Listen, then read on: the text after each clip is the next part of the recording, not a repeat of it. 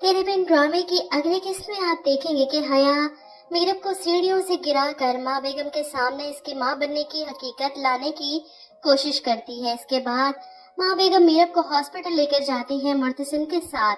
Doctor Meerab को check करती है तो माँ बेगम इनसे कहती है कि वो ठीक तो है, माँ बनने वाली है, सब ठीक तो है ना।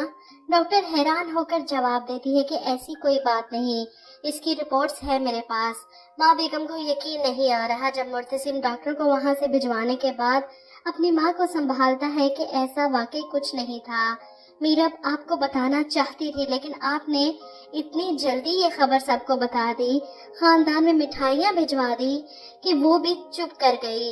इसके बाद आप देखेंगे कि सब सामने आने के बाद मीरब अपने माँ बाप के साथ कराची जाने की बात करती है और माँ बेगम इसे जाने की इजाजत दे देती है कि शायद कुछ दिन वहाँ रहे तो मुर्तसिम का एहसास हो इसे। मीरब जाने की तैयारी करती है और मुर्तसिम से कहती है कि डर गए कि कहीं मैं अकेली चली गई तो क्या पता कभी वापस ही ना आओ। मुर्तसिम आगे बढ़कर मीरब की आंखों में आंखें डालकर कहता है, अगर ये डर भी है तो कितना खूबसूरत डर है। तुम्हें तो खुश होना चाहिए कि तुम्हें मैं किसी भी सूरत में खोना नहीं चाहता। मीरब एक बार फिर से मुर्तसिम की मोहब्बत के सामने बेबस हो रही है। वहाँ से निकलती है तो बाहर अनवर साहब इसका रास्ता रोक कर कहते हैं, तुम कराची तो जा रही हो लेकिन डर लगता है मुझे, डर लगता है कि कहीं तुम पछतावों की नजर ना हो जाओ। और रोहेल मौत की बाप की धमकी सुनने के बाद मीरब भी डर जाती है क्योंकि जानती है कि इज्जत पर बात आए तो ये खानदान किसी अपने पराई को नहीं बख्शता।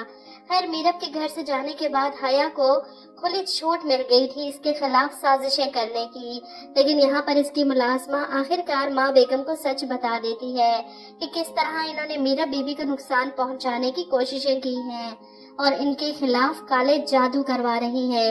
ये सुनकर माँ बेगम हया पर गजबनाक हो जाती है, इसे थप्पड़ मारती है कि तुम ये सब कर सकती हो, मैंने कभी नहीं सोचा था। मुझे तो लगता है कि मेरे मुर्तसिम की गाड़ी को हादसा भी तुम्हारे काले जादू की वजह से आया है, सिर्फ इसलिए कि इसने मीरब से शादी की तुम्हारी जगह। हया ये इल्जाम सुनकर तड़प कर कहती है कि माँ बेगम मैं मुर्तसिम को नुकसान नहीं पहुंचा सकती, लेकिन माँ बेगम को अब इसके एक भी बात पर यकीन नहीं, इसके झूठे रोने पर यकीन नहीं है। एक और झूठ फरेब, बस मैंने फैसला कर लिया है, अब मैं तुम्हें इस घर में एक मिनट नहीं बर्दाश्त कर सकती। शुक्र है माँ बेगम ने भी कोई कदम उठाया हया के खिलाफ। वैसे भी हया को इस घर से निकल ही जाना चाहिए ताकि मीरब मुर्तसिम की जिंदगी में भी सुकून आ जाए। खैर हया तो निकल जाएगी लेकिन रोहेल इतनी आसानी से पीछे हटने वाला नहीं।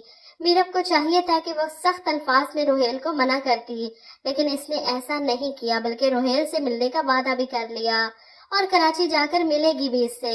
इधर माँ बेगम मीरब के जाने के बाद मुर्तसिम से कहती हैं कि तुमने मुझसे ये सब क्यों छुपाया, क्यों नहीं बताया, मैं समझाती उसे। खैर अब भी देर नहीं हुई, जरूरी नहीं ऐसे कच्चे रिश्तों को जोड़ना जिनके साथ इतनी शर्तें लगी हों।